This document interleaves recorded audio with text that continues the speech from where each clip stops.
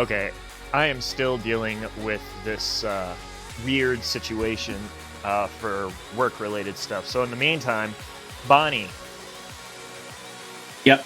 you should be able to remember this as my standby counter goes into its weird little mode of death spiraling down there. Can you tell me hmm where the picture is that I have up on the starting soon screen, where that's taken? It's stuck on 452 on my end. It's stuck on I'll 452? I'll do a refresh and I'll see if it changes, and I'll also check on a different device to see if it changes. But that's where it was. Damn well Like, better. Damn well better not be. all right, I'm going to go through a 30-second app ad for now, so you'll have to have a bit of a delay. It's fine. It if it makes anybody else feel any better, it's not stuck on my screen. On my phone anyway, it's not stuck. But yes, if you can tell me where that picture was taken. Um. Ooh, that's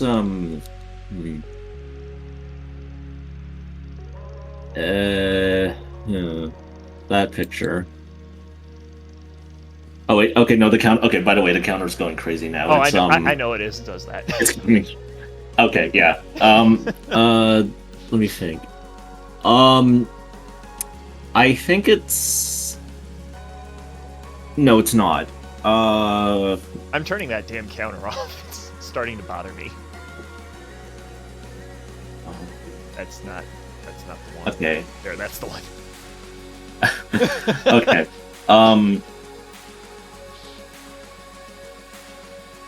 Let's Satinian. Satinian. Saipan. It's Tinian. It's Tinian. It's Northfield and Tinian. I intentionally I wasn't too sure immediately, but like I kind of came around to it, but then you were whispering it into my ear, and I was like, okay, I'm just gonna troll you with one of the other Marianas Islands. It's definitely no. You see, it's Formosa. It's clearly Formosa. Ilia Formosa. What airfield looks like Formosa? You couldn't even see the other side of Formosa in that picture. No, you could. No, you couldn't. Hi, Jet. Let's be honest here. How if we asked the chat audience, how many people do you think would be able to tell that Formosa is Taiwan?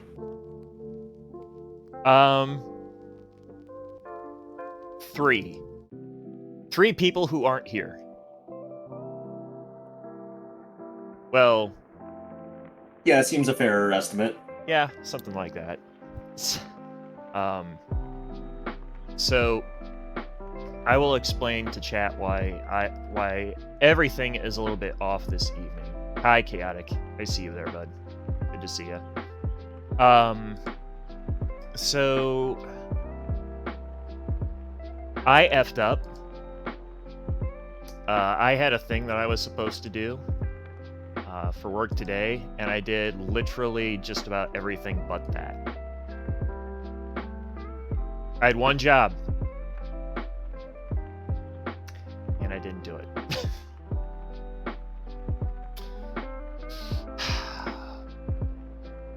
So I've been trying to fix that, which is why I have the handy dandy laptop here. So if you see me kind of spacing off, or for all of a sudden I get that spooky glow like this is right now, I'm looking at my face on stream and I realize how terrifying that actually looks. Like I'm about to tell you all scary stories. Which I guess we'll be talking about a certain type of scary story tonight, but I don't know that it's going to trigger anybody. So, but yes, hello everybody. Good to see you. I think some of my stuff was delayed sending that out tonight, so I apologize late for all that. We have the awesome Bonnie Canuck with us. Say hi, Bonnie. Hi. You're supposed to say hi, Bonnie. Oh yes, right. Hi, Bonnie. Oh, that's not old. That's not an old joke at all. That's not an old joke at all.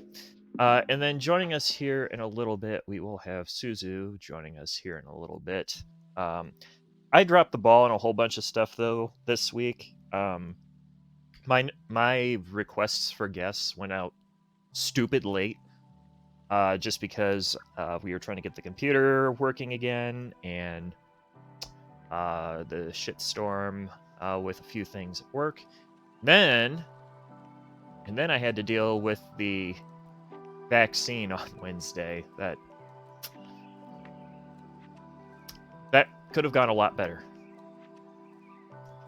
That's what we'll say. But tonight, we are going to be talking about conservation. You know what? I'm going to put this on hold, and if they don't like it, tough.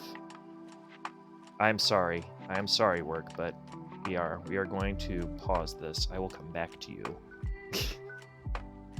I know you don't like it when I do that. It just complained at me. But tonight we're going to be talking a little bit about conservation, preservation, and the ethics thereof. So, as you guys know, the historic affairs things are a little bit more laid back. They're a little bit more chill. I like getting people from that range all the way from they haven't been in the field to people who are in the field to people who are studying to be in the field. And I also like getting people who know a lot more about certain things and certain topics than what I do, which is very easy. Which is very easy to do. Because as a military historian, we are very limited in what we know. Things explode, things go boom, and we don't know anything about what is going on at home. That's a lie. I don't know why I said that, but that's a lie. Hi, Suzu. Hello. Hi, Suzu. Hi. I hope my microphone and everything is alright. It is. It works Oh, out wonderful. good. Yep. Perfect. But good to have you on as well. Don't Yes, worry. Thank you for having me. Yeah, don't worry. You haven't missed anything. Good. I was just going through and telling chat of what limited we have in chat right now, because these are hit and miss sometimes. The terrible things of what happens when you put off work things, like what I did. Don't do that. Don't do that shit. But yeah, so we're going to be talking about a few things. I have two pieces I'm going to bring up, and I'm going to reveal my location by doing so. But these two things have pissed me off enough to the point to where I actually even don't really care if that happens. But we're going to be talking about preservation. We're going to be talking about conservation, the ethics thereof, and kind of sort of just going through things about when is it time to let it go? When is it time to not kind of let it go? So one of the problems that the historic field has, I'm guilty of this too, to a certain degree, but I feel like I'm not as bad as some people are, is when it's time to just let something be lost, kind of to the past. You have to pick and choose your battles, right? So, I'll be bringing up a few of those here in just a minute, but I want to make sure that we get this put out there because these get uploaded to YouTube. They get kept in the site archives. So, Bonnie, you've been on before, but I'm going to have you just kind of do a short intro of yourself again anyway. I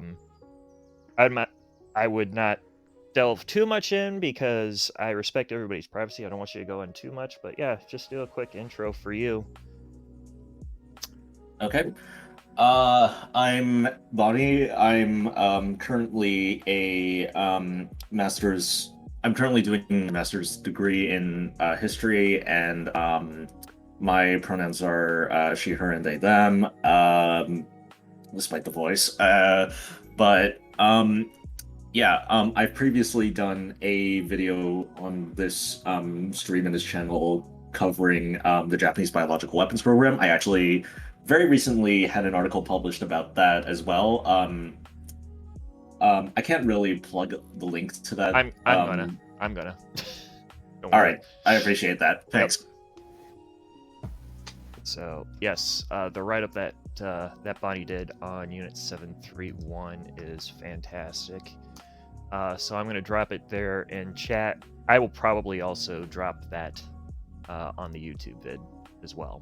So that is set up over there. But Bonnie's been the one that's kind of been giving me a lot of background stuff. So earlier, as much as I was joking about how military historians are very narrow-minded, we have tunnel vision. Some of that's a joke, some of it's not.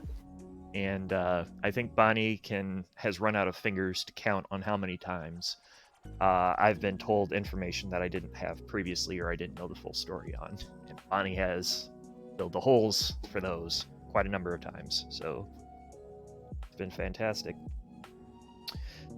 Suzu. Intro time for you. And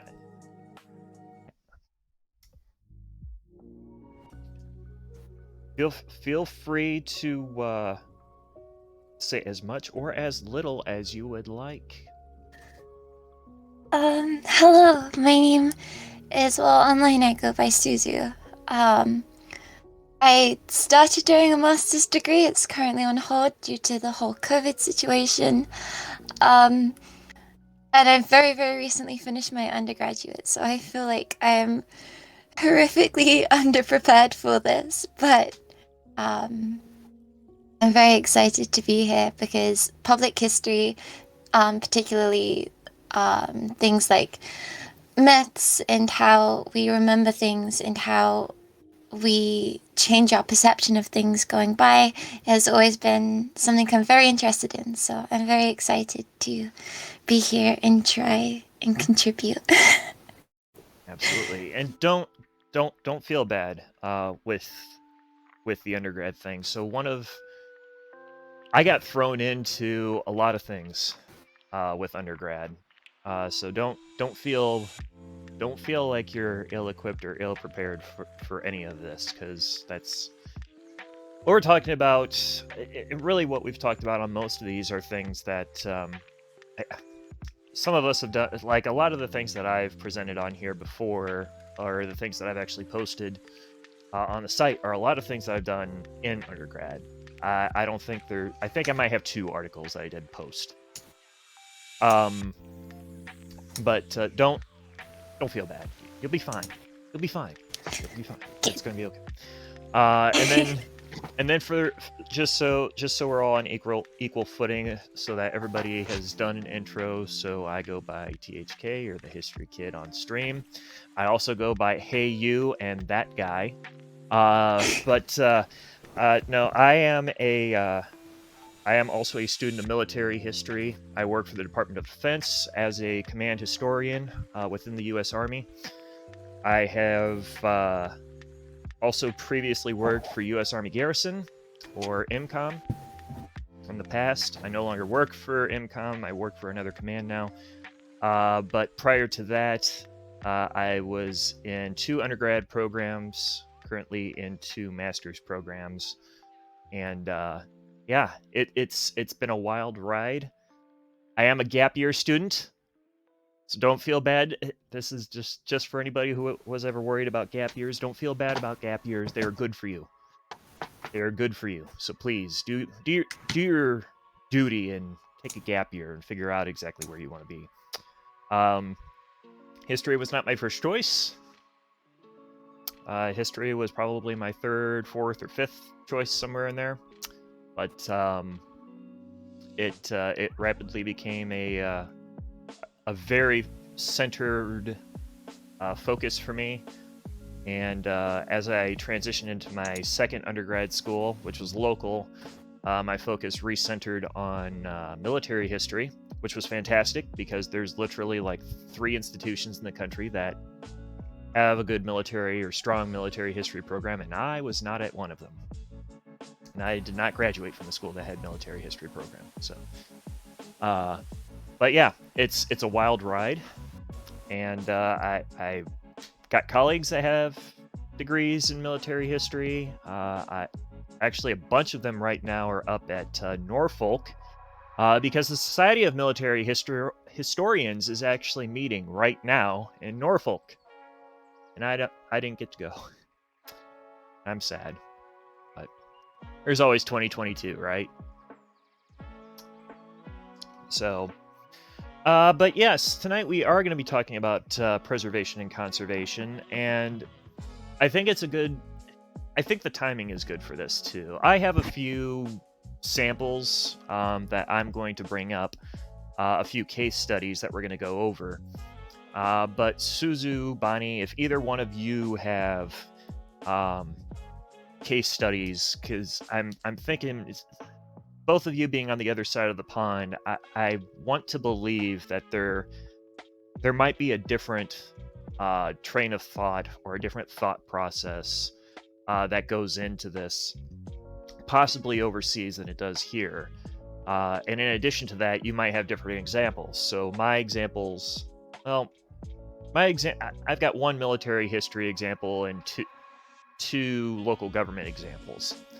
But you both might have some other examples that you might present or some different thoughts. So I'll be interested to hear what we have. So I'm actually going to try and have the assistance of visual aids this evening, but I have to actually find the news story for this first. Because for the longest time, I read about this, and then it went away. And then it came back, and I'm not entirely sure why it came back. But we have in town observation. I was trying to figure out looking for our word. We have a collection of like 6 cities in this region, and they collectively have a name for the local metropolitan area. I'm not going to go into it because, frankly, it's a dorky name in my opinion. But one of the things is that one of these, we have a lot of old buildings. I mean, we have tons of old buildings. When I say we have tons of old buildings, I mean there's a crap ton of old buildings. It's a lot. But recently, it has been decided, come on, there we go, that we need to, for some reason, preserve literally everything. And one of these things is, that was interesting. One of these things is this courthouse here. That's weird, my USB reset itself. Not sure why it did that. Can you guys still hear me okay on Discord? Yeah, it Okay. sounds fine. Okay, that was weird. I have a feeling that hub is being a little bit weird over there. Eventually I'll have to get a new one. Anyway, so we have this. There it goes again. I'm going to turn off the webcam here and see if that helps it. There we go. Geez, Pico actually is here too. So we have the courthouse here. And Is that Pico's? yeah, Pico's actually in chat. Huh. He's on it. I don't see him in there. I know. No, now I see him. Hi, Pico. Good Lord, Pico. He's a ninja, I swear. So we have our courthouse here. And it's got a hole in the roof. It has holes in the floor. There's wildlife that's living in it. It has asbestos in all the walls. It has black mold in all the walls. It hasn't been used in probably a good 40 years. A tree recently fell on it, and that tree was removed. And the local municipality wants to tear it down. Well, the community is just like, no, we've torn down enough. We need to preserve this. Recently, too, they've been trying to get involved other local organizations, other local historian organizations. And it's been very weird with the ethics that they've been going about this. So the big idea is they want to go in here, renovate it, and turn it into apartments. That's their bright idea. Okay, why? Well, we want to preserve the historic legacy that is the courthouse. Okay? You do know that's not the oldest courthouse in the area, right? Well, that's not the point. Are you sure? So, question here is, courthouse is in a massive state of disrepair. Courthouse is going to take a lot of money to sink into to restore it, bring it up to speed, to bring it up to snuff.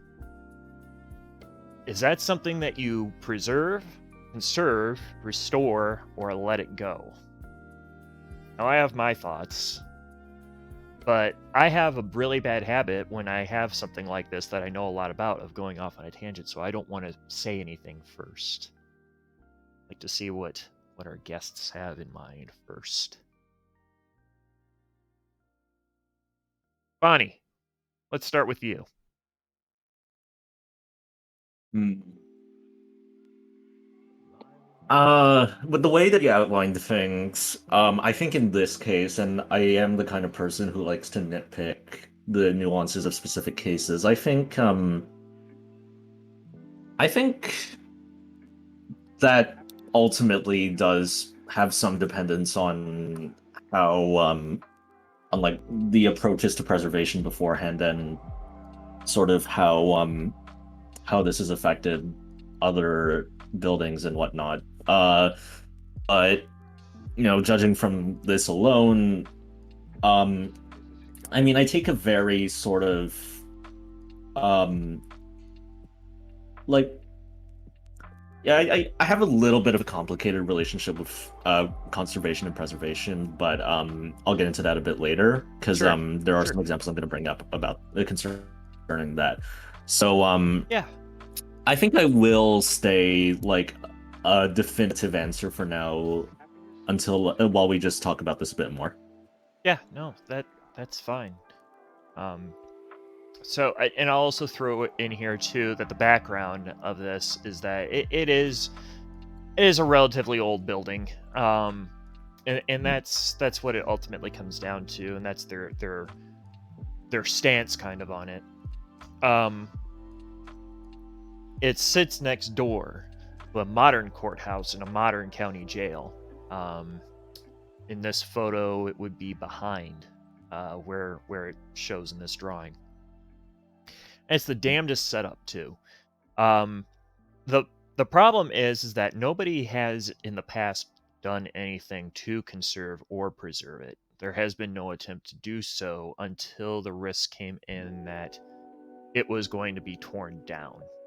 Then all of a sudden there was interest, but there wasn't any interest until then by these organizations. So that's the additional. Suzu, thoughts on it?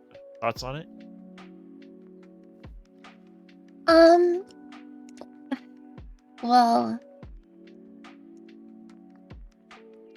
I'd say when you say they didn't show interest until, it was going to be torn down, that's when things like government funds get involved and such. And I feel like that's always a reason to attempt to preserve these. I feel like it's a to and fro when it comes to the funding of these sites, where some people see them as kind of like this black hole where you don't get much coming out of it. But,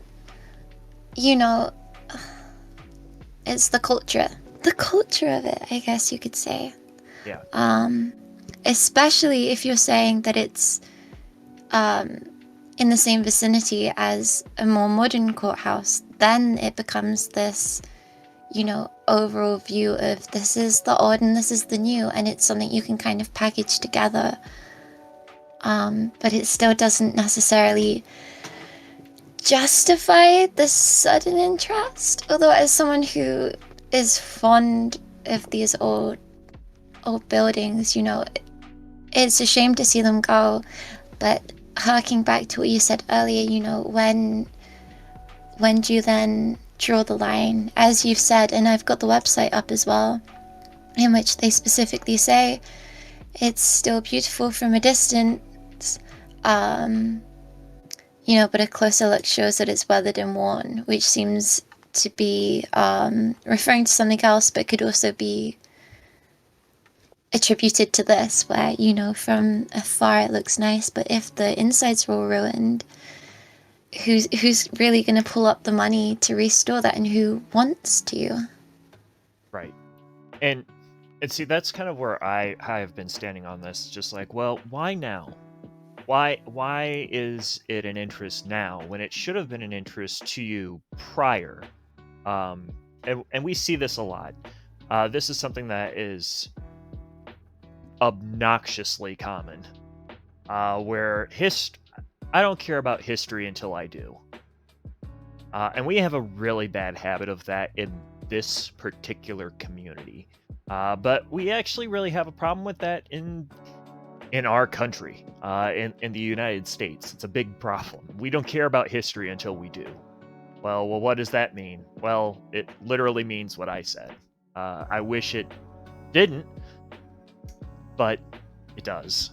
So, what is ultimately would happen here? Well, the theory is that a private business would come in and remodel it. Okay, so I've been in this building. I've been in this building since it's been derelict, and I wanted out, like, as soon as I stepped in. It was that bad. I've been in some really icky buildings before, and, like, I wanted out as soon as I was in there. But that in of itself is kind of surprising, right? Why? Well, it's surprising because the building's only been abandoned for like 30 years. Actually, I don't think it's even been that, because I'm pretty sure that they built a new courthouse since I was born. So it didn't take that long for it to become derelict, decrepit, full of wildlife. There was 3 families of raccoons living on like the second floor that you could openly see. It was the weirdest thing to walk into that building, see the grandeur of what the inside could have been, and then look up and see these 2 beady little eyes staring back at you, and then all of a sudden there's like 12 pairs. It was weird, surreal feeling. Ultimately, though, when it all comes down to it, this is at the point to where you should have preserved it before and you didn't. So now the appropriate thing to do is probably to take it down and save maybe part of it. And when I say save part of it, I mean this obelisk that you see in this postcard, that obelisk is still there. I would spend time saving and restoring the obelisk.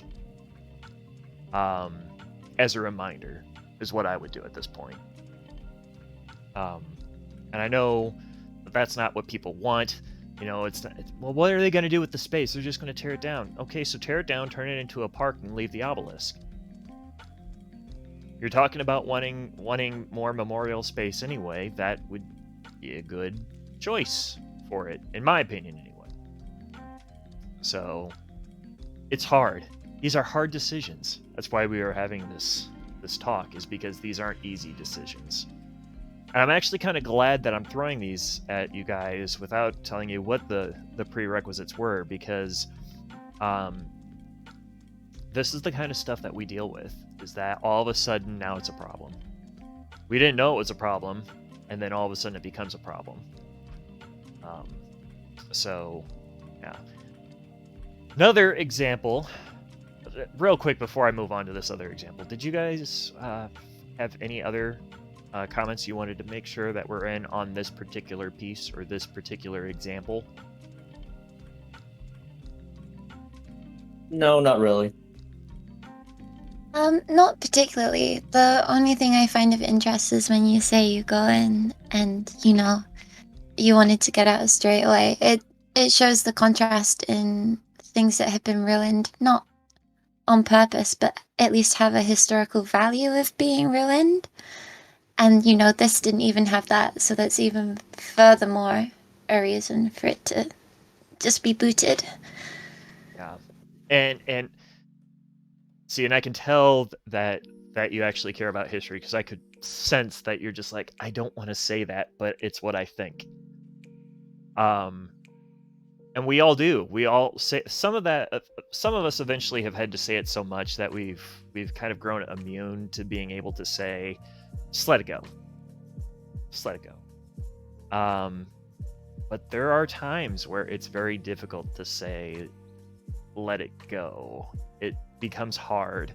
I have a third example that I could break out, but I want to wait and see what the examples Bonnie has, and some more feedback before I break out a third example later.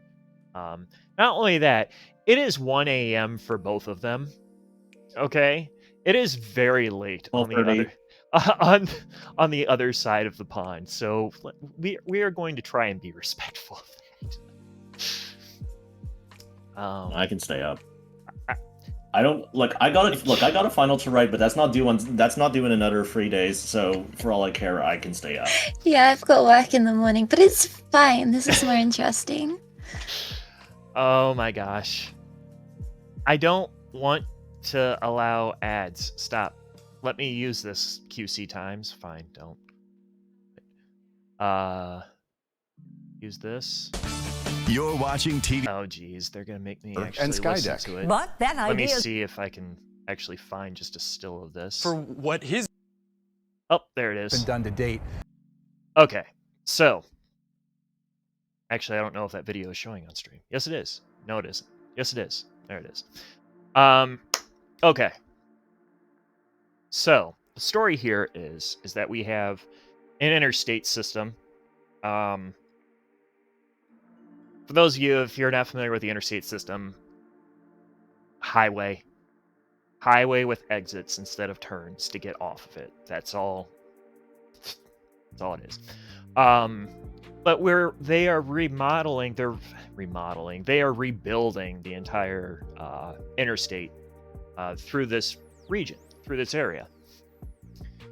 The original pier, and I'm going to have to go into some history on this, so you guys are going to get a little bit of a history lesson here too on top of it. So the original pier, the original bridge span that went through here, is actually 2 different ages.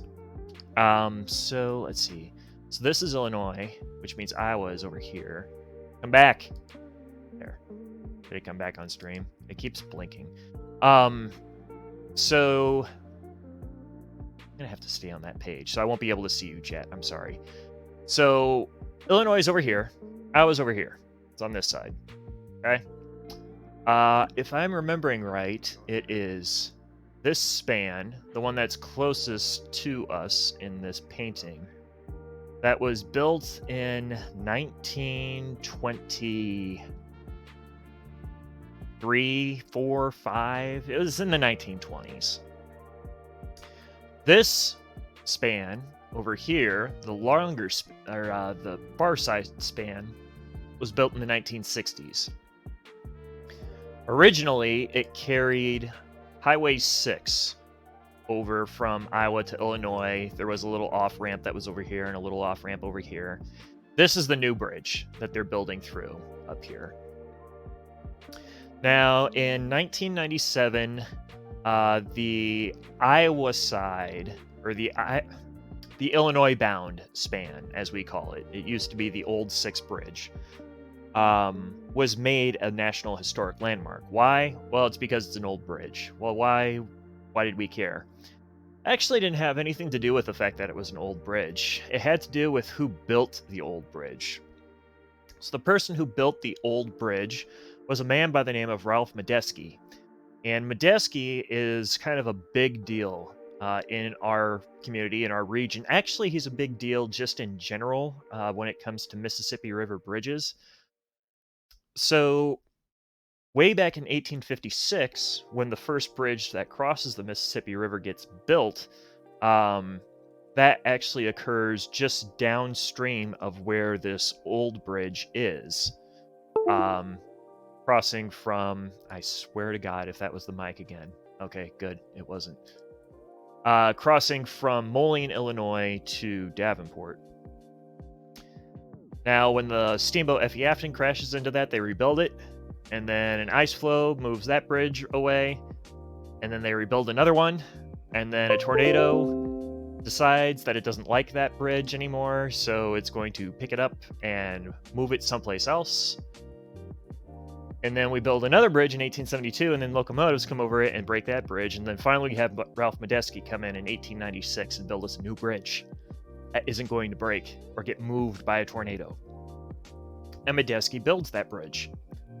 And Medeski over-engineers it. And it's the same bridge that services the area today. So the mindset, in my opinion, was that, well, Ralph Medeski built that bridge, and that's a National Historic Landmark, so this one should be a National Historic Landmark too. They are since in the process of dismantling this old bridge, both spans, but this local group, it says that it's a group, wants to create a memorial pier out where the toll booths used to be, which is about in the middle of where the river is.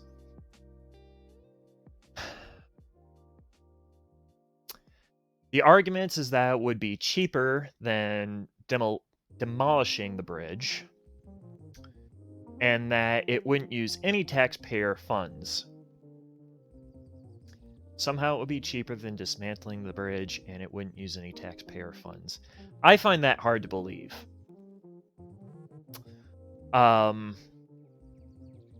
So what is eventually going to happen is both of these spans are going to come down. I don't see this getting any traction, but people are still going to whine and complain about it. I have a lot to say on this because this is currently ongoing and I'm somewhat involved with it. But first, once again, let's let Suzu start with this one. So is this one that they should try and repurpose?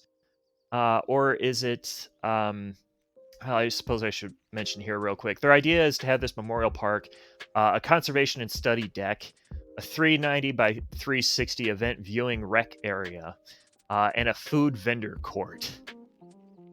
All installed up here. So, good choice of conservation and preservation, or bad choice of conservation and preservation? But we'll start with Suzu. Okay, well, first and foremost, I absolutely love it when they repurpose things. I think that is the most efficient way to not only preserve things whilst being able to still create funds, because that's what the government relies on, but it also allows people to then have a part in the history. Going to where I live, they've recently built flats that are surrounded by one of the old churches that was blown up in the Blitz.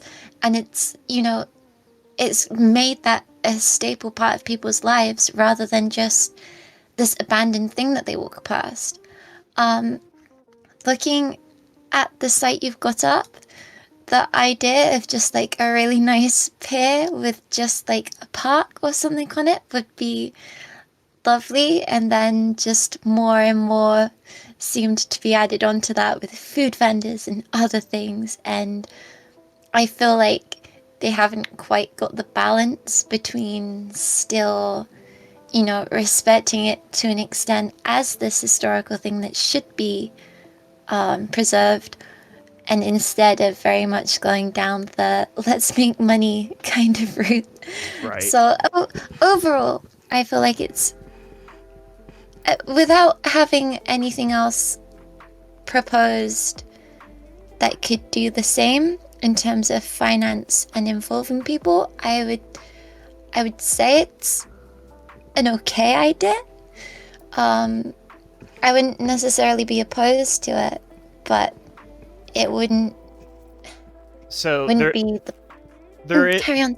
there is one thing too, and I realized it as I was zooming in here, because I noticed that they're using an actual photo of the bridge further down here.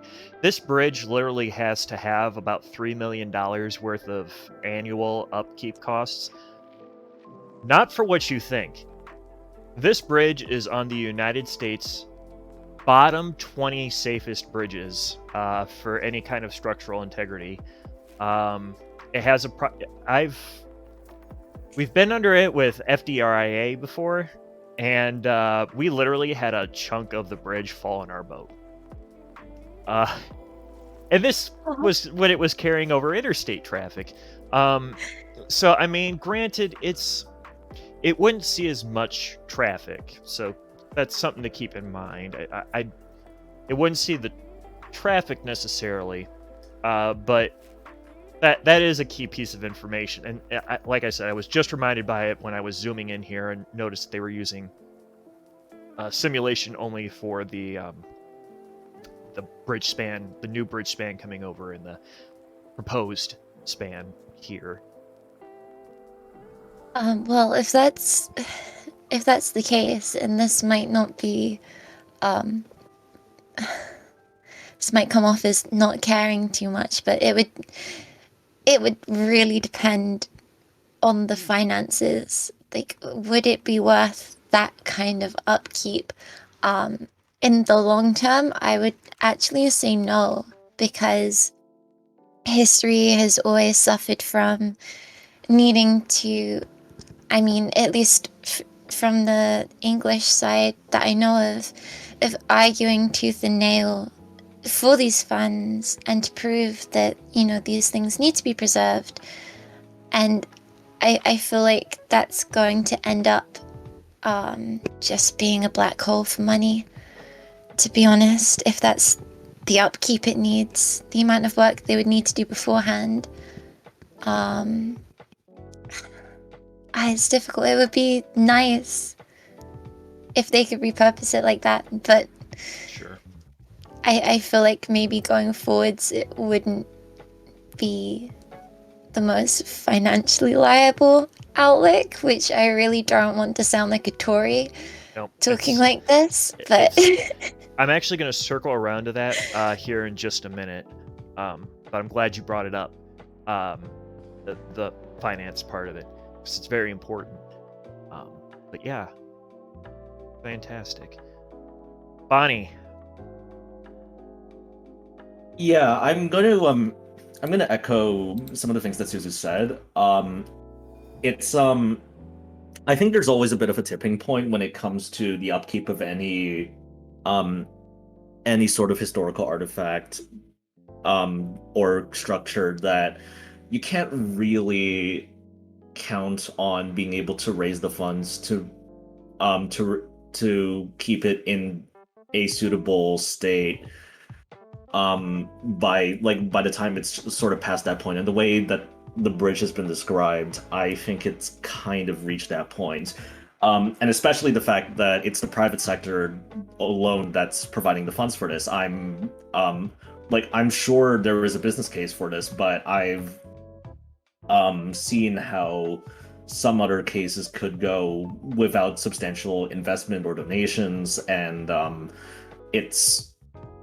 without those, I don't think there's much of a chance. With that said, I do agree in principle that these sorts of repurposings can be beneficial, but ultimately it also depends on the context of where you live, and the way I've heard the area described, it's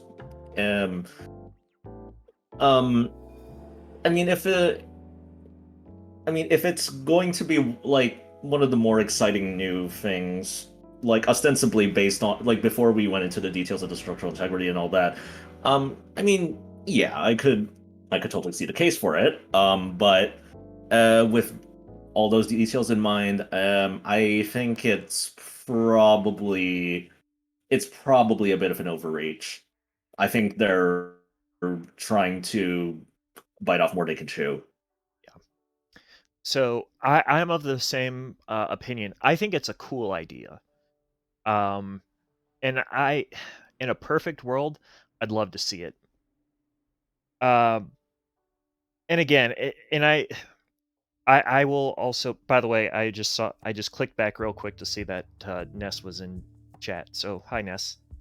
Um, so understandably so. Both Suzu and Bonnie are at unfair advantage. So they are not here. They don't know the local market. They don't know the community. They don't know any of the other information, kind of like I do. But I want to. What I want to do is I want to try and show people exactly what it's like when other people see ideas like this and they don't understand. Well, why is it? Why would this area do this? Why instead of doing that? I mean, it seems like such a cool idea, and I'm going to tell you why. So there's a few problems that I can tell you right off the bat here, and Ness mentioned an engineering component here. First of all, that is a bridge deck. Where are those trees going to have their roots, especially if you have a conservation study deck and a 90 foot by 360 foot event view venue built underneath the bridge? Where are the roots for that going to go? Second of all, if it's got structural integrity issues anyway, a tree's pretty freaking heavy. And support structure for any event venue is going to be rather heavy as well. I would have issues with that. The local community, we already have a few bridges that kind of go nowhere. We actually have a bridge that we literally call the bridge to nowhere. It's not anything like this. It's literally just a skywalk bridge that crosses a street and it goes to the other side of the street. And what's on the other side of the street? Nothing. One side of the street, there's businesses. On the other side, there's nothing. There's not even a parking lot over there. So where it goes, I don't know. Anyway, but the point is that there is a similar concept that's out there already. Another thing too is that this bridge historically has had a massive quantity of suicide attempts on it, especially from that particular pier that they are showing this on. And of the people who try to commit suicide on that bridge, there's some really disgusting irony actually in this, and I'm going to share it with you guys real quick. I wonder if it actually says it in here. It doesn't look like it says. But one of the things that they wanted to do is they wanted to name this Veterans Memorial Pier. The disgusting thing about that is that the majority of attempted suicides off of this bridge are veterans. So there's some additional components there. If I didn't look at any of the other stuff too, if I didn't look at the fact that there was already a similar bridge to nowhere in the local area, if I wasn't looking at suicide statistics, if I was looking at the fact that there's a structural integrity issue and that it's a very busy area of traffic, and if I wasn't looking at the fact that there was a military base literally like right here that would really be interested in them removing this, if I didn't look at any of that, I would say, yeah, it sounds cool, it sounds interesting, but is it going to generate the income? Is it gonna, and who's gonna be responsible for the upkeep? Well, if we take this picture for gospel, that implies that this bridge dumps off in the state of Illinois. Any of our United States folks will understand why that's not a good thing, because that would mean that the responsibility of this bridge would fall under the jurisdiction of Illinois. Illinois barely has enough money to keep up the jurisdiction of and the upkeep of its own state. In fact, I'm going to throw out a piece of information that people if they're living in Illinois aren't going to like. You don't own your bridge, Illinois. This new bridge, the new span that goes from Illinois into Iowa and Iowa into Illinois. You don't own any of that. All this bridge, the entire 74 corridor here, all belongs to the state of Iowa because Illinois didn't have the money for it. So Iowa footed the bill for it. That's another thing that comes into play too, because this is still technically public road right here that's going to be in place. So there's not going to be any upkeep that's going to be taken on any of this public space out here either, unfortunately. So, but like I said, I love the idea, and I love the idea of people repurposing stuff for that. We have some good examples of that, and we have some examples of historic sites that they want to repurpose that are good ideas. But unfortunately, this is not one of them. This is an example of one of them that should probably get beaten, stripped, flogged. I don't know, whatever word that you want to use. I see people talking about France in my chat, and we make lighthearted fun of France in chat. So if you're making fun of France, it's fine. Continue to do so. Carry on. Bonnie, you said that you had some examples for us. Sure. Yeah, I've got some. This is actually going to be like a big picture look at something that I actually sort of had some experience in, like as a kid, like in terms of local affairs and whatnot. Okay. So I've made this clear every now and then, but although I am a Canadian citizen and was born in Canada, I grew up in Hong Kong. Now, Hong Kong is a fairly unique city in terms of preservation because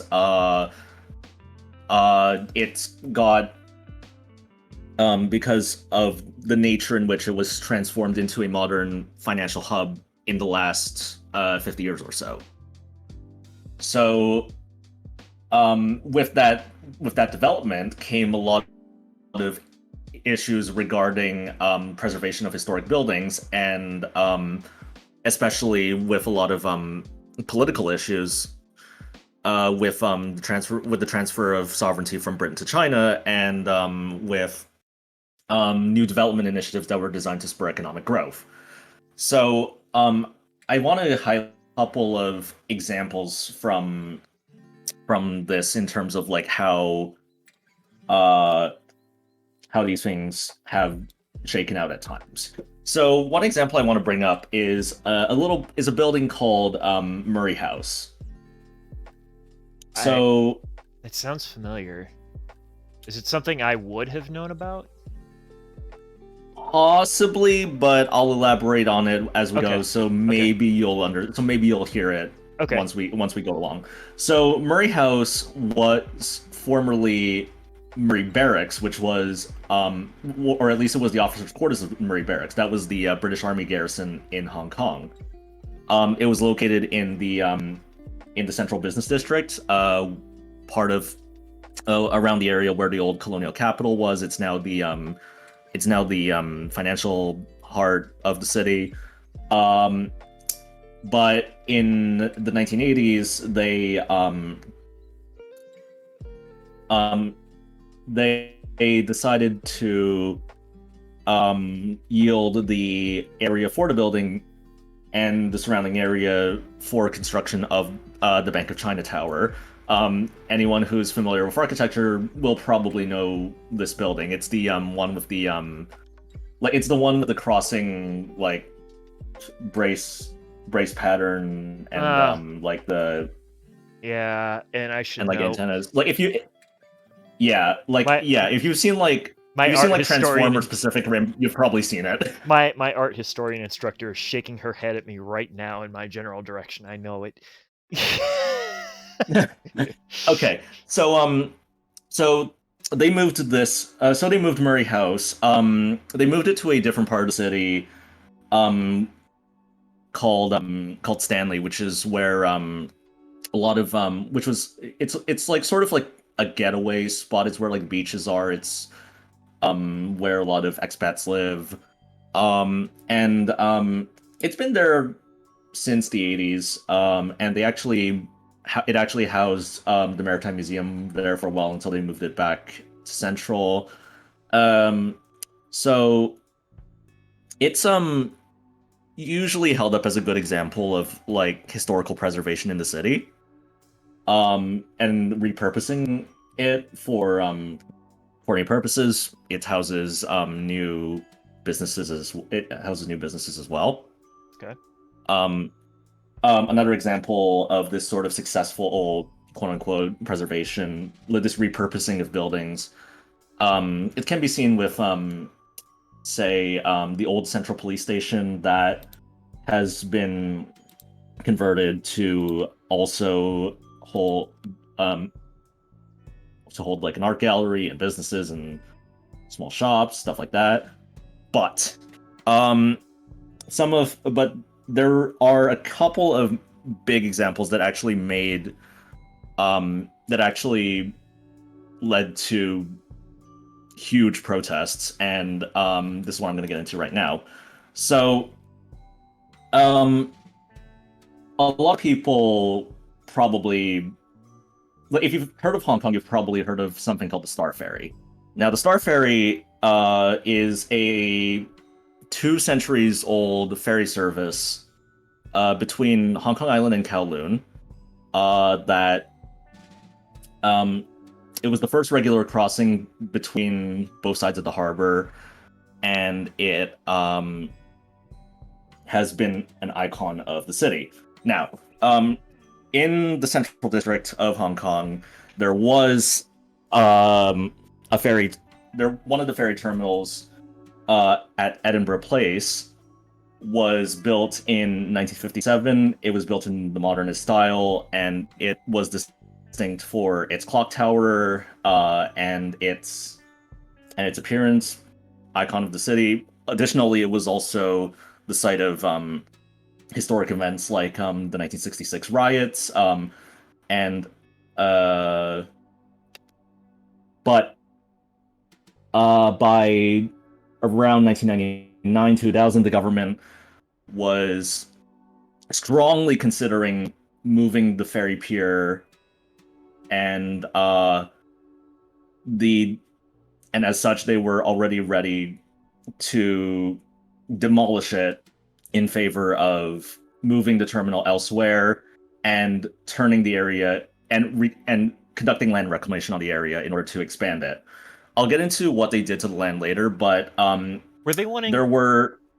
If I can ask, were they trying to do naturalization and restoration?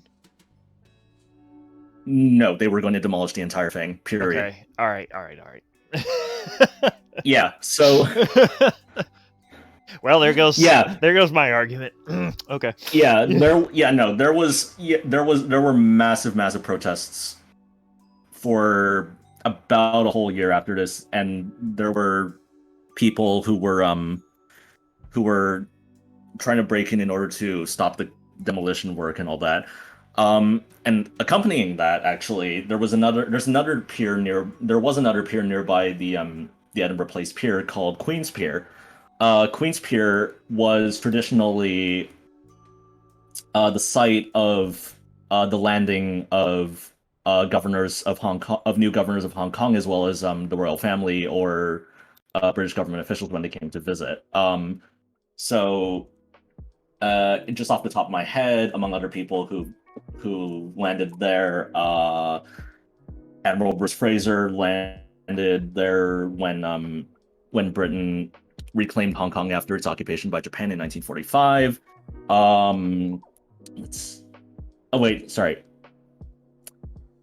There was an older pier there, and then the new one was inaugurated. But so Fraser would have landed there at the time. In 1975, Queen Elizabeth II also landed there in 1975. The Prince and Princess of Wales landed there in 1989. They came in by plane, but they were then ferried across the harbor to land at the pier, and just it's a ceremonial place. It's a place that has real ceremonial and official value. Now, the pier was not demolished. It was dismantled instead, and allegedly the government is looking to place it somewhere else. They've already done this with one other pier, but it's definitely not going to be in Central anymore because the land has been reclaimed. Now, I'm grinning because it sounds like the something here. Yeah, like- see there were massive protests in 2006, 2007 about this, and well, when all was said and done, like a lot of people were actually pretty upset because this ended up feeding into like a sense that the government didn't care about heritage or local issues anymore, and that it was too caught up in economic growth and development to care. And if you just want a sense of where that's led us, well, the land that the ferries were on, that the piers were on, that's been reclaimed. It's now, among other things, a highway, an amusement park, and an expansion to the government buildings, which is where the 2014 and 2019-20 protests happened. Well, yeah. So that's my bit, and that just sort of explains how it's how heritage and conservation have been approached from one part of the world I've lived. Right. I mean, you mentioned that about the pier. So that 1856 pier or the bridge that I was talking about, we still have the original pier. And they actually moved that pier. And when I say they moved that pier, I mean they moved the whole freaking pier. Why they moved it, I'm not entirely sure, because they moved it a whole 30 feet. Like, in one direction. Still trying to figure that one out. Still trying to find the documents. We know it moved, because we can see where, like, if you do ground penetrating radar, we know it moved. But why did it move? We have no idea why it moved. It's weird. Did they not keep any files on that? Well, if it would have moved, it would have been like in 1868. No, they wouldn't have. We are lucky to have the documents that we have from about, I think that where we start to get a document pickup is about 1883, 84. It happens just before the Span Am War. And chat has been bitching and moaning at me to it needed to move 30 feet to look better. 7, stop.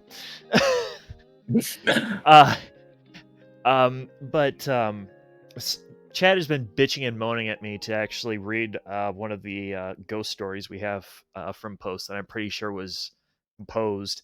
It's written to be like 1898 is when it is supposed to have been composed, but I'm pretty sure it was like 1945. I think somebody just tried to make it seem like it was earlier than that. But anyway, that's another story. Susan, do you have any examples? So you mentioned that you like the reclamation and repurposing policies. So surely, I know you've probably got some good examples. You mentioned some flats, I know, earlier. But I want to make sure that you have a chance to actually say some stuff too, because, I want to make sure everybody gets a chance to talk and have some good insight.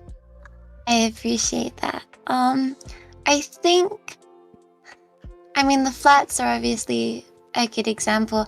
I'm from Bristol, Bristol here in England, and I don't know if you guys saw the news when it happened, but we pulled down a statue during the Black Lives Matter protests, and that caused quite a few ripples. Again, I don't know if the news reached out to you, Bonnie. I'm sure that you heard about it. Yeah, I heard. Yeah, so we have a statue in the center of our town of Colston, who essentially funded Bristol back in the day through the slave trade. So obviously having his statue in the middle of our center was, they have been debating for decades on what to do. And, they put it down. Everyone took it into their own hands. And I find statues are a really difficult one. And I feel like Bristol's starting to go in the right direction where we've put it in a museum. Because I feel like statues are so difficult to, not difficult to upkeep, but when they're part of a public outlet, you've got to keep appearances. I did a paper in my final year about Civil War remnants, I guess you could say, in Spain, and about how, you've got the Victory Arch over there, and there's this huge debate on whether, do we fund it and look like fascists with our little funds that we can spend on these things, or do we just let these things kind of disintegrate over time? And I don't really know particularly where I'm getting with this, I'm afraid, but especially when it comes into statues, I very, very much someone who believes they should all be put in museums, if possible. And I feel like that comes into the whole preserving history in an educational way, because it's one thing to preserve a statue, and our Colston statue had a tiny plaque underneath it saying, "This is Colston." There you go. But his history has so many layers, and you can't do that in a plaque underneath the statue. You need to allow people to explore either side. And I think, because we've been talking a lot about preservation of kind of buildings and such, and bridges, and these piers, but I feel like historical ideas should be pushed more as well. I don't know. Sure. I'm so sorry. I don't know where I'm getting at with all of this. I think I know where you're going with it, and it makes sense. It does make sense to me. So I'm gonna kind of try and help you bring it home here just a little bit here. Thank you. One of the nice things about statues is their ability to be moved. That very few are built in such a way that they can't be moved, they can't be preserved, they can't be conserved, and things like that. And one of the things that has been big over here, and I'll be perfectly honest, I did not see news about the statue. Part of that was probably me turning it off, because we are in a statue removing frenzy in the United States right now. Oh, really? There is a statue going down every damn day. It just, and a lot of times it's Civil War, it's Confederate Civil War statues, which, frankly, all the Confederate Civil War statues that are going down, I mean, let them go, because frankly they're all copy paste of the same damn statue anyway. Save one, put it in the museum, destroy the rest, melt it down for material for all I care. I don't care. But there are a few that go down that really shouldn't. It should be moved. And when you have a thing like a statue, it's not. So it kind of goes back to what you were saying earlier, Suzu, about money, about this thing of money. So we've been talking, like you said, about the bridges and the piers and the buildings. Those take money. Well, what's money about those? Weathering, restoration, things like remodeling, structural integrity, and things like that. You don't have that when you are talking about things. So there's an entity thing, that's a building, or a bridge, or a large structure. And then there is a thing. A tank, a howitzer, for military history buffs, a statue, an artistic painting, or, for all intents and purposes, an artifact. It's much easier in many cases for you to preserve and conserve an artifact and wiser to spend your time and effort into preserving that artifact than it is necessarily to preserve a structure or a square or things like that. We kind of touched on that a little bit earlier when we were talking about the courthouse, was saving the obelisk, take down the courthouse, save the obelisk, right? So where I think you were trying to go with this is it is a statue. It is a smaller thing. Pull it into a museum. Pull it into an enclosed space. Or you could even do it in like a county courthouse or a local government courthouse, possibly up there somewhere in Bristol. Have a section. Talk about the history. Relate it to present. And you can actually make it so that that plaque maybe goes a little bit further when it becomes a thing of, this is the statue, here's the original plaque, but let's break that down a little bit more. Especially when you're talking about a founder of a city. We have a hard time with that, and actually there's a fantastic Twitter post out there, which I'll pull down here in a second and share with everybody, but I think when it comes to statues, you can be a little bit more selective with statues, but at the same time, recognize that really when it comes to a statue, your cost is basically real estate in your collection.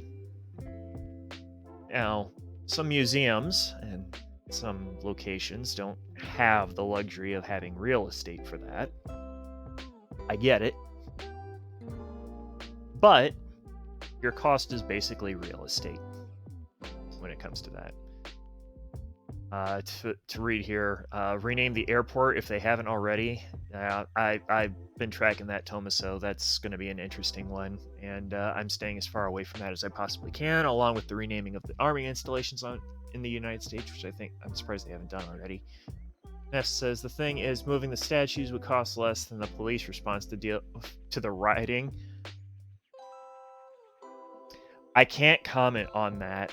Well, no, I can't comment on that. I am legally bound to not comment on such a thing, other than saying that I am inclined to believe that you are correct. It did take them quite a bit to pull the statue back out the river, so yeah, Nez might be onto something. Yes, yeah. I am inclined to believe that you are correct, but due to legal reasons, I cannot say that I agree or disagree. Fair enough. But yes, and I could say that with a lot of different things regarding statues and specific riots and things like that. We were the hub, actually, last year in the United States, back in June, for rioting for about 2 days. So, and it was very strange because nobody thinks of Iowa.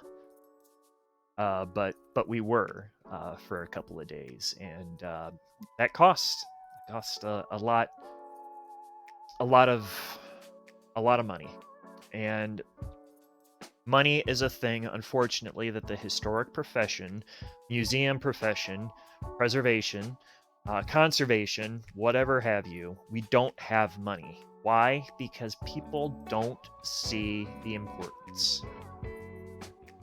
They don't. And it's a constant struggle. And we're going to talk about that too in one of these other shows. I think in July I have, one of the things I have is So You Majored in History, is the name of that one for historic affairs. We're basically going to be getting the little kiddies ready for their venture off to university for the first time. And unfortunately, it's going to be a rude wake-up call for some of you, but it is a constant struggle for funding. And working in the government sector like I do, it's even worse. Funding is a severe thing to be dealing with. So, and I can say that freely because I see that Big Rev Kev is not online right now. See it on my screen. He's not here. He's gonna see this YouTube video and he's gonna text me later and say, "What the fuck?" For legal reasons, everything you just said was a joke. I'm glad See, Suzu's got my back. She's gonna go to bat for me and protect me from my boss. But it's true though, and yeah, no, he likes to tell me that I'm fired all the time. It never happens. But he would say the same thing, is that it always comes down to funding. Now, since we're on the topic of things, it never happens. Famous last words. Don't you curse me like that, Ness. So Suzu, I mentioned this to you in your last stream. But this is an example of something good. So let me pull something up here. We are currently in the process of preserving a particular macro artifact that will eventually be put on display. I'm gonna get this screen share up here. Is it a Crimson Witch of Flame with good rolls on it?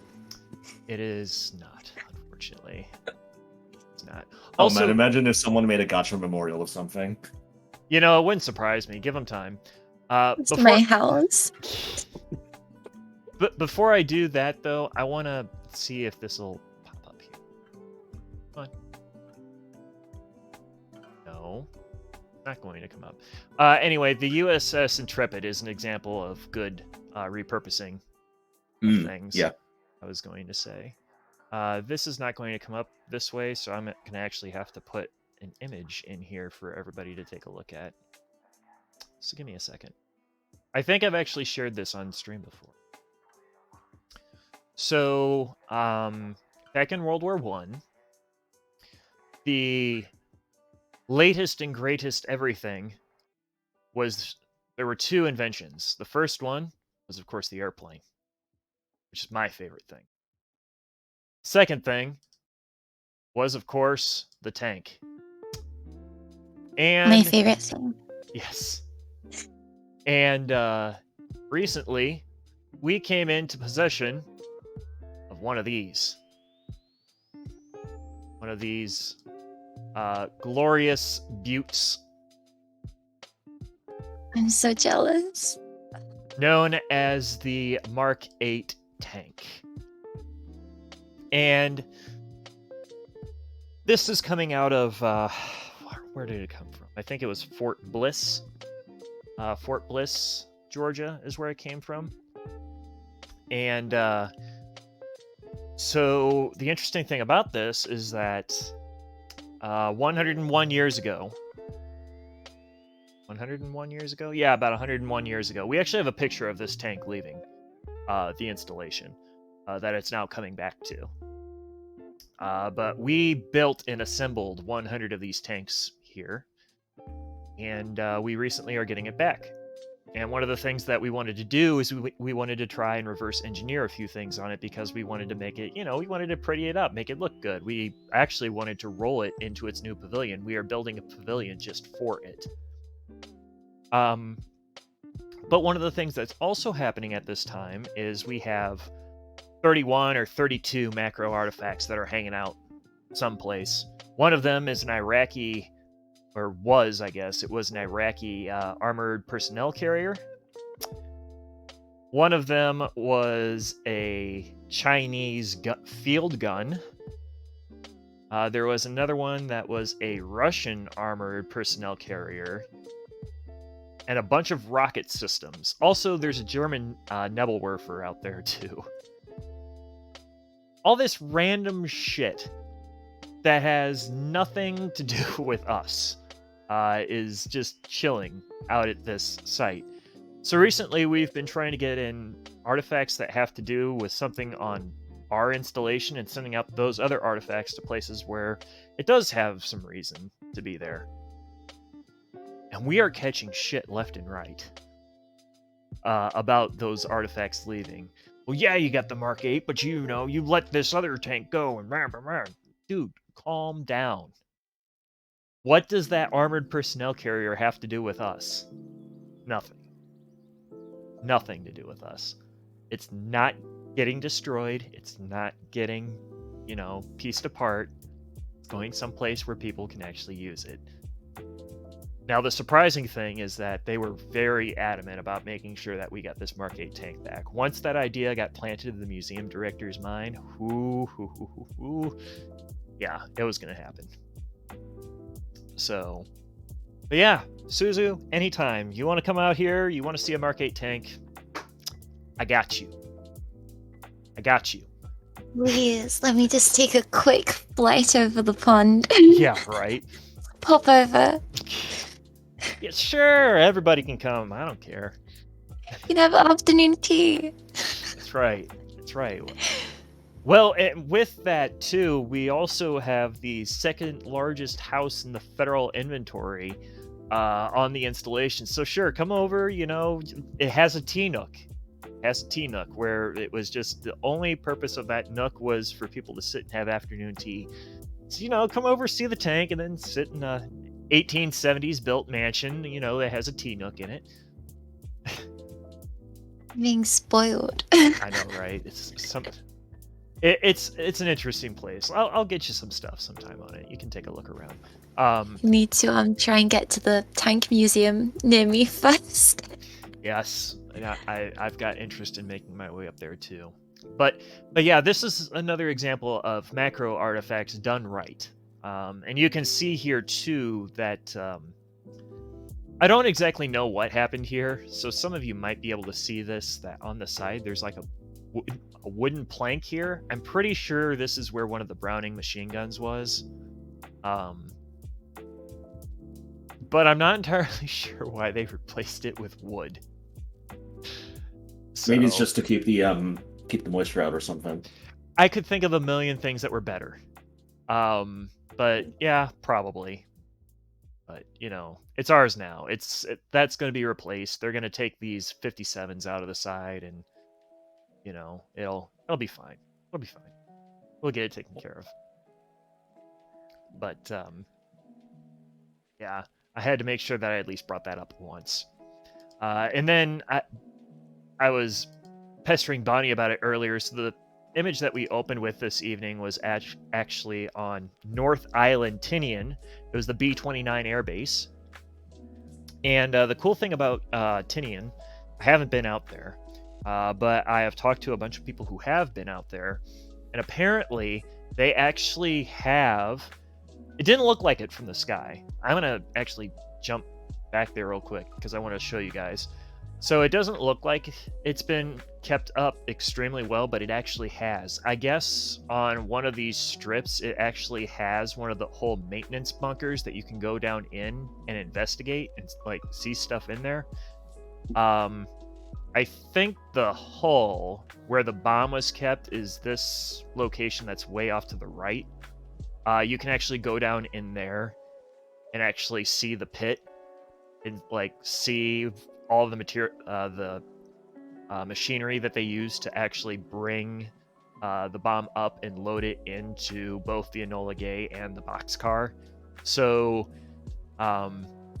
they've actually done a pretty good job of preserving North Island or Northfield and Tinian. So I think it's kind of cool, and I want to get a chance to go out there sometime. I think that would be really neat.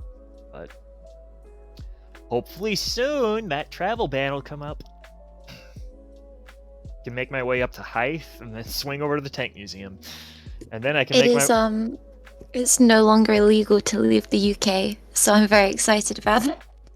Yeah, actually, the museums here have opened up again. So Yes. Yep. Well, they're working on it here, so I'm excited for everything. I think by the beginning of FY22, well, for the most part, be at least somewhat back to normal. I don't know what that normal is going to look like exactly, but I think we'll be mostly back to it. I don't know. We'll have to wait and see. But it'll be a whole other thing of... It'll be a brand new thing of shortages because there's going to be a lot of museums that are going to have spent all of their reserve funds just on keeping, maintaining environmental control for their artifacts for being closed so long. That's going to be a major thing. They still had to pay people to come in and actually maintain things and carry out preservation and conservation activities on artifacts that were in there while not receiving as many donations as they normally do. So it'll be interesting. It'll be interesting to say the least. Nest Gamer, I just feel like these pandemics are going to get more common. I don't know. Interestingly enough, and I don't know if Bonnie or Suzu are tracking this, but one of the things that was interesting about this is that a lot of historians were saying, hey, historically speaking, there is a pandemic of global proportions that happens around every 100 years, and it's never the same thing, but we should probably be preparing for it. And do you know who paid attention to it? Literally fuck no one. Yep. That's literally, what was it, the 1920s? Pandemic. Yeah. Yep. And it's like... So, I was looking even further ahead because I lived in Hong Kong during SARS, and so when the news came out that that COVID-19 was so similar to SARS, I was like, oh fuck, I gotta buy masks. yeah. No, I did as well. I think it was in January before it all kicked off. I kind of said to my family, like, hey, we need to prepare. And they were all like, no, you're crazy. Stop being so hysterical. And now look at the situation we're in. Yeah, my parents obviously knew the experience, so they were offering to send me masks. So in 2018, the moment the first case was announced in Toronto, they were like, hey, I think you need masks. Here, take some, here. Yeah, it wasn't even in the UK yet, and I was like, we need to prepare. This is getting out of hand. It's going to come here if it's in China because travel. Yep.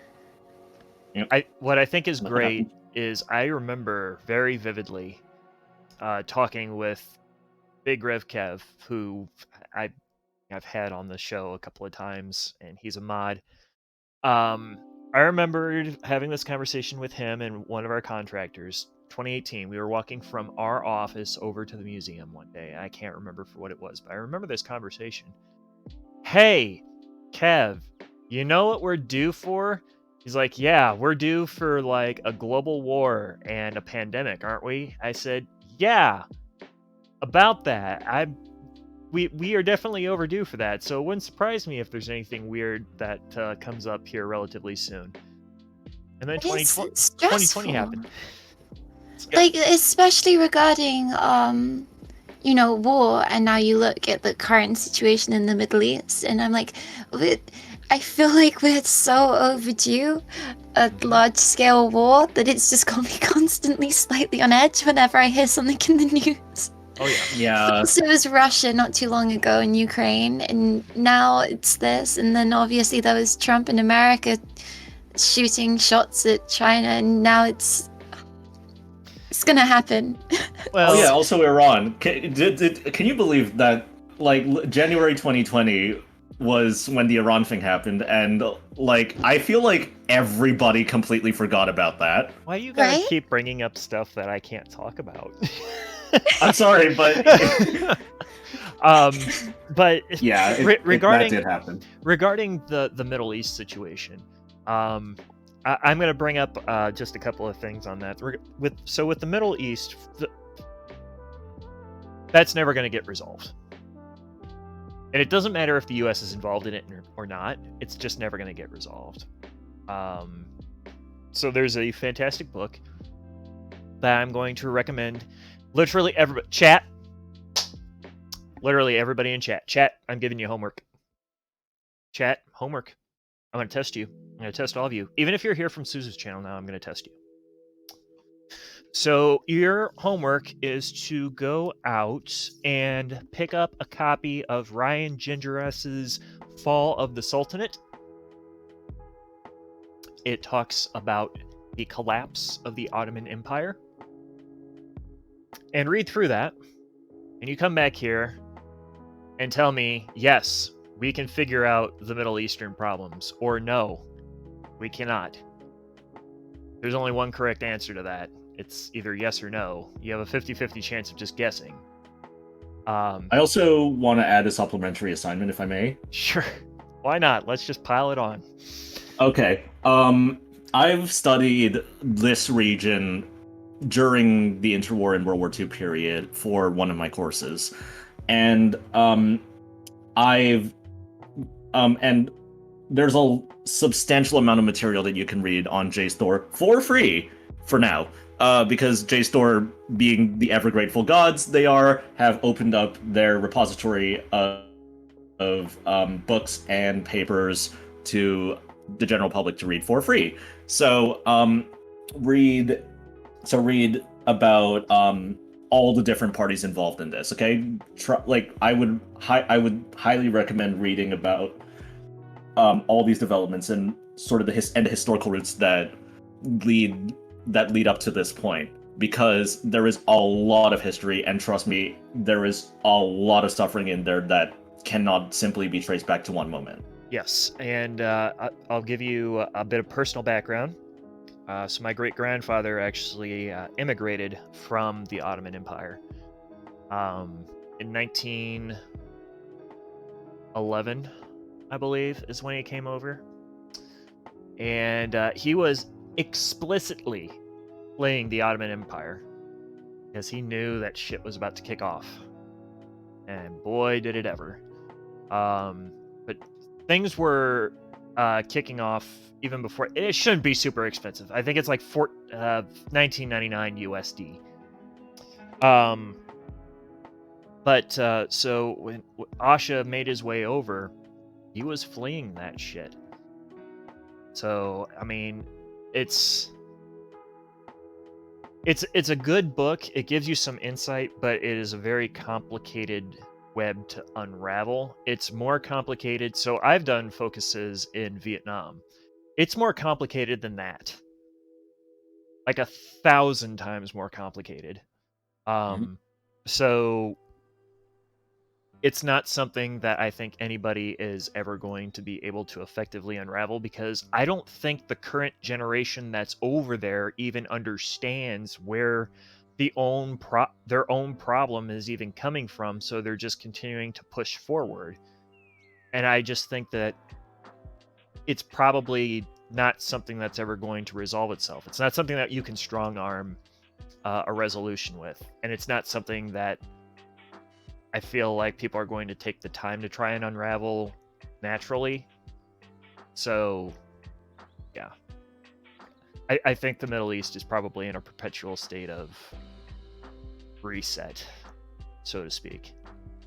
Honestly, the wisest decision for us over there is to just establish neutrality with Egypt and what's on the other side of Egypt on the Suez? Off the top of my head, my geography's failing me. Is it Jordan? Gaza? Oh, is it Gaza? Jordan. Yeah, Jordan. No, yeah, it's Gaza. The Gaza Strip. Okay, yeah. Well, both. Yeah, and Saudi Arabia. Establish neutrality there, and fuck off.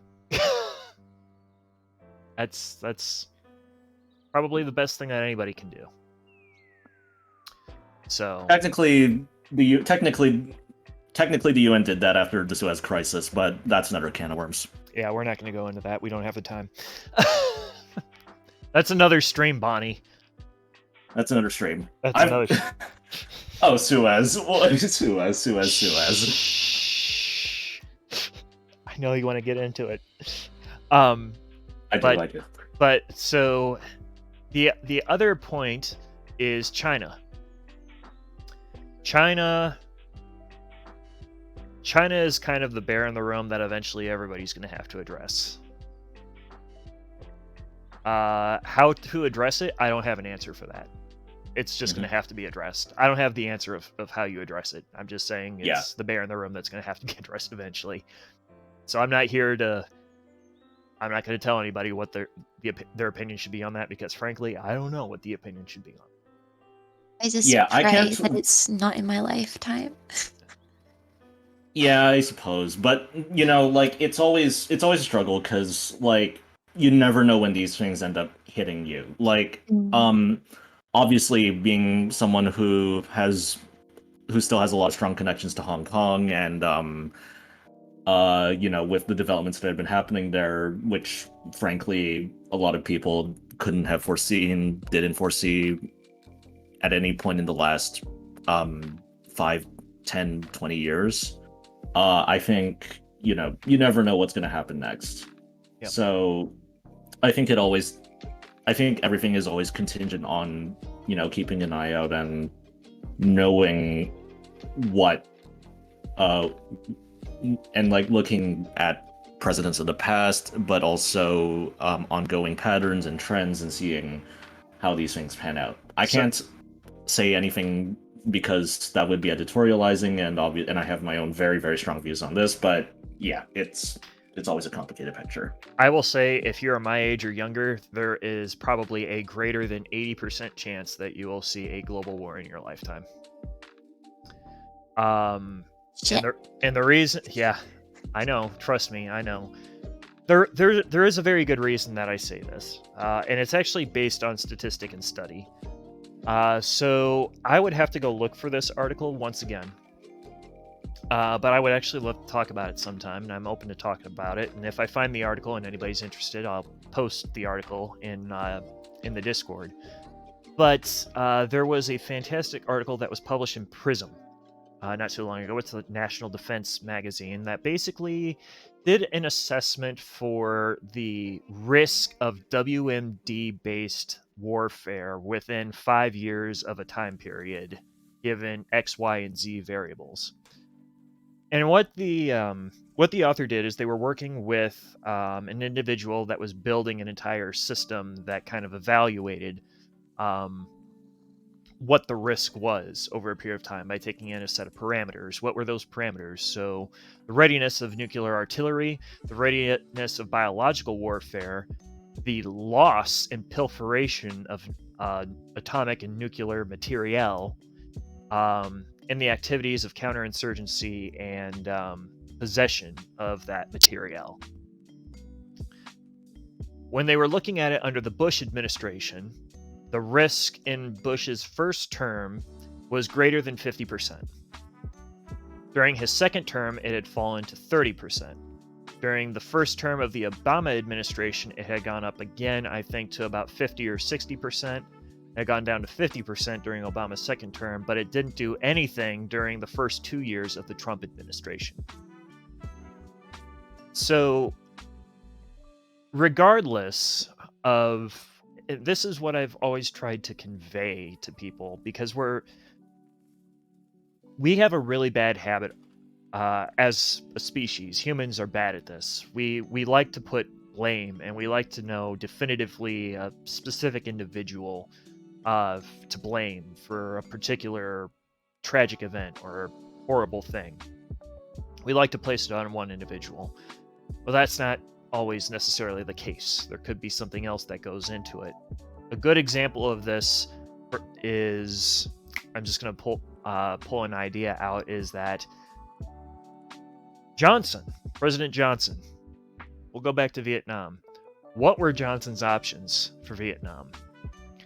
Go into Vietnam and basically look like he was make the United States look like it was imposing imperialistic rule over the Vietnamese, or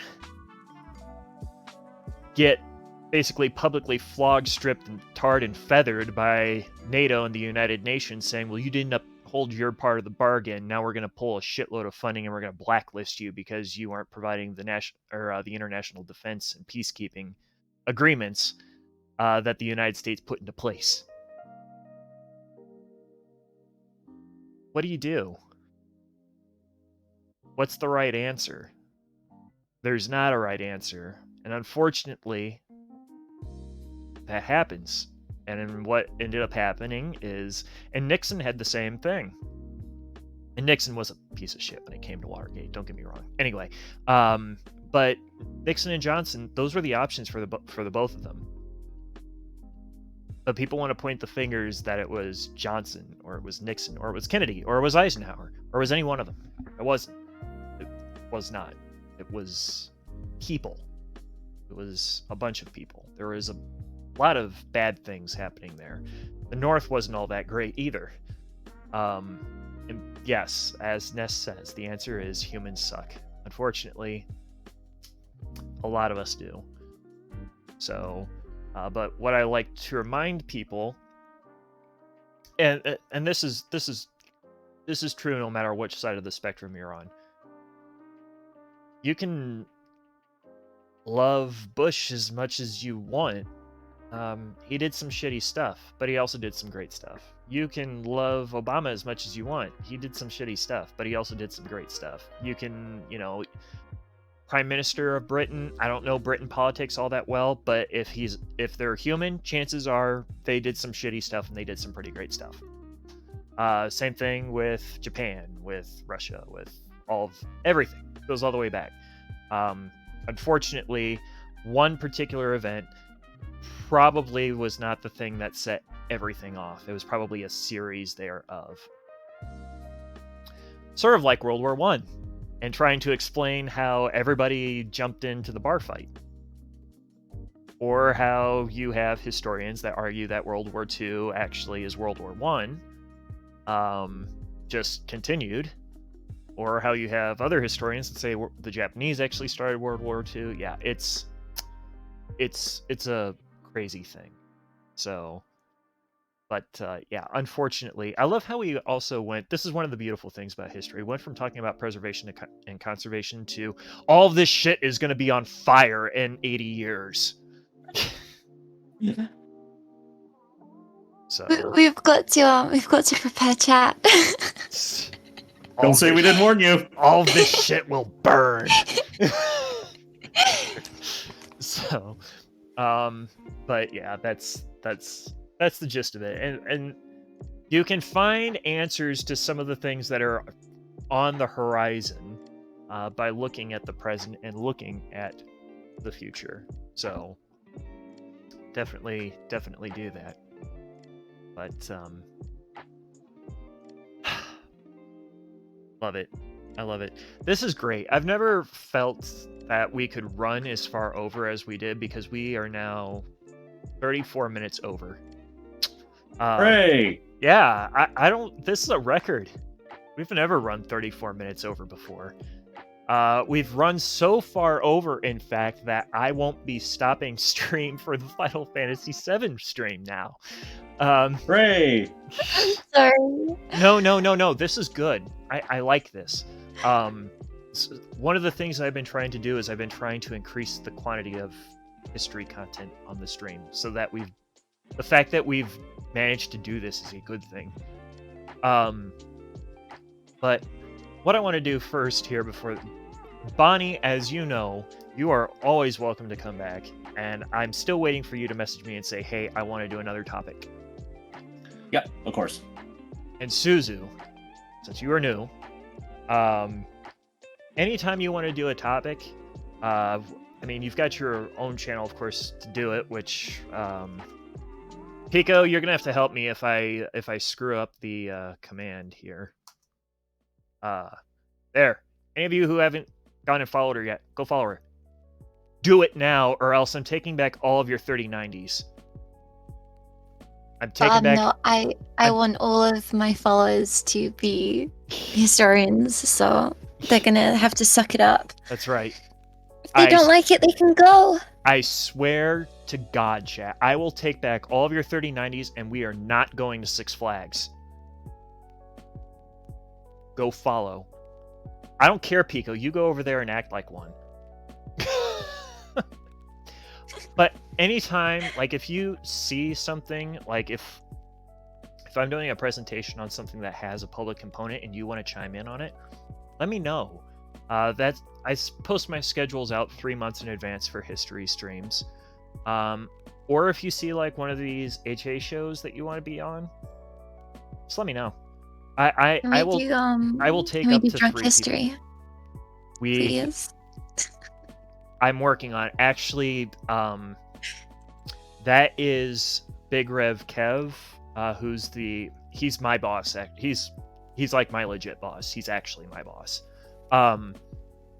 Drunk history with Big Kev. Yes. And we are working on that. That was originally, so quick history of the history streams. Originally, the whole idea was we were going to have a drunk history podcast. And then the pandemic happened, and then I discovered Twitch. I'm just like, oh, Twitch might be a good outlet for that. And then Kevin was like, I don't know. And then finally he showed up on as a guest for a stream in April. And he's just like, I actually really like this. Can we do this again? I'm just like, yeah. Well, in university, I tried to set up a history podcast with my friends, and we couldn't do it in the end because of finals and everything. But we called it Historians Anonymous. That's awesome. I like that. And we will bestow that upon you as long as you let us all guest at some point. That's great. Also, Ness is saying, if you guys ever need a dumb perspective, feel free to ask me. So here's another thing that I want to put out there. I like having people who aren't in the profession have a chance to chime in. I like it when they chime in, and the reason that I do, and sometimes I like it more than having somebody who is in the field. And the reason is, and I've been very much a proponent of this, I can have all the degrees. I can have the most elaborate experience in the world. I can still get taught something by a 5th grader if that 5th grader has a different perspective. It does not matter. So, I extend that to you too, Ness. If you would like to be on one of these, go ahead. Let me know. Pitch a concept to me. Jump in the Discord and ping me and say, hey, this is what I got. I'll listen to all of them. So, and chat knows I just pretend to be a grumpy old man. I just pretend that. In real life, I'm a grumpy old man with a job that also likes talking to people. Yeah, you thought I was going in a different direction with that. I'm grumpy, but I'm not old. We'll see, then we'll get along. We'll get along fine. But I am not grumpy at all, don't worry. No, I just shoot Spudnik out of cannons all the time. Yeet him into space. That's what he's there for. All leads. All leads. Well, listen, it is now 2:47 in the morning. 1:47. Oh, is it 1:47? Oh. Was I off on time? I was off on time. No wonder. You were off. Yeah, you were off by an hour, which is why I got so confused. I think we're in summertime. Yeah, that's the issue, I think. See. I should stop trying to be just like, it was at 1800 Central Daylight Time US. Plug that shit into a converter and figure it out. You're really not helping us with this whole historians can't do maths argument. I can't. Okay, look, okay. What math was it that the thing I always go to say that I can do math. The square root of 12 is 3.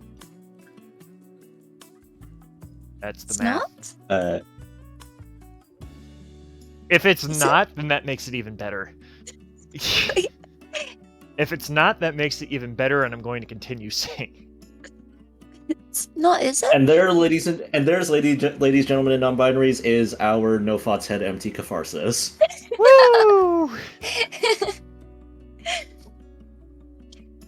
This is why they've been trying to hide microphones from me for the longest amount of time. Don't give him a button that lets him talk to people.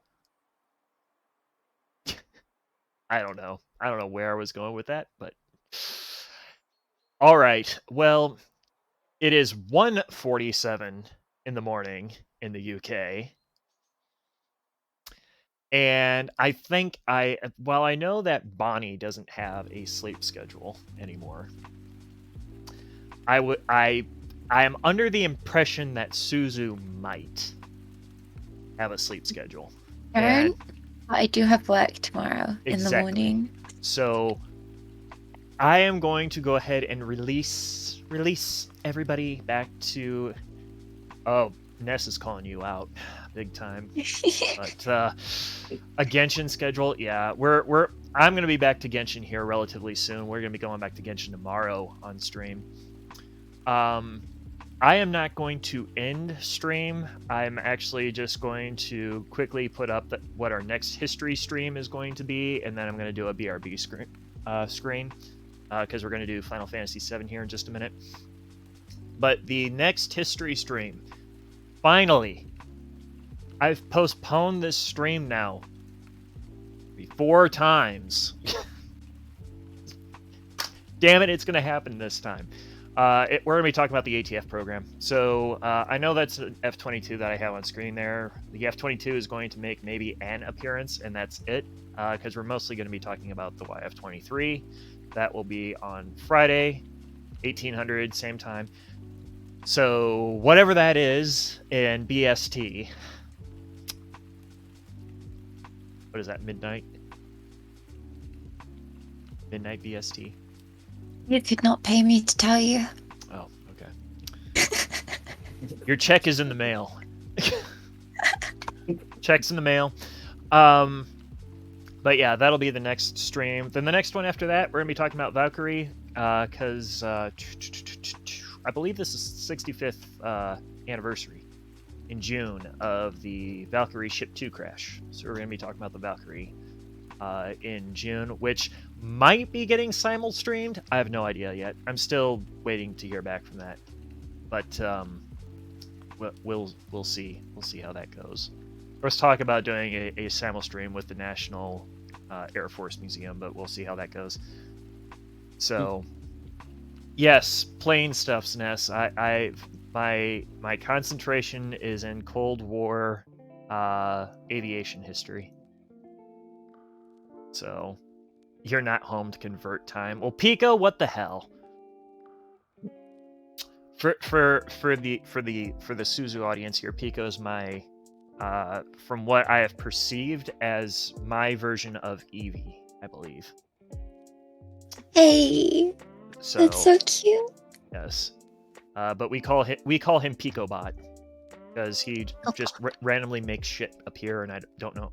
I actually have 2 bots, so I have Picobot and I have Yangbot. Yangbot is in case of emergency. We call her to come in and bonk things. So, any last minute stuff from either one of you? Bonnie, Suzu? No, not really. Nope. 2 bots and an alcoholic mod. Yeah, my alcoholic mod is 7. That's true. All right. Well, I greatly appreciate you both being on tonight. It was awesome having you both on, and I'm super duper stoked that we were able to talk as much as we were able to talk tonight, because I think that's just great. So, I hope we get a chance to do this. Thank you so much. Yeah, I hope we get a chance to do this again. So, Please. I very much like that. awesome. Well, with that, I'm going to say goodnight to you both. If anybody wants to stick around for the Final Fantasy VII stream, that'll be here in 7 minutes. We'll get going. And otherwise, if you got to bail, if you're overseas, if you got to bail, have a good rest of your night. Have a good weekend if I don't see you again. We'll catch you next time. Nice. Take care, Bye. everyone.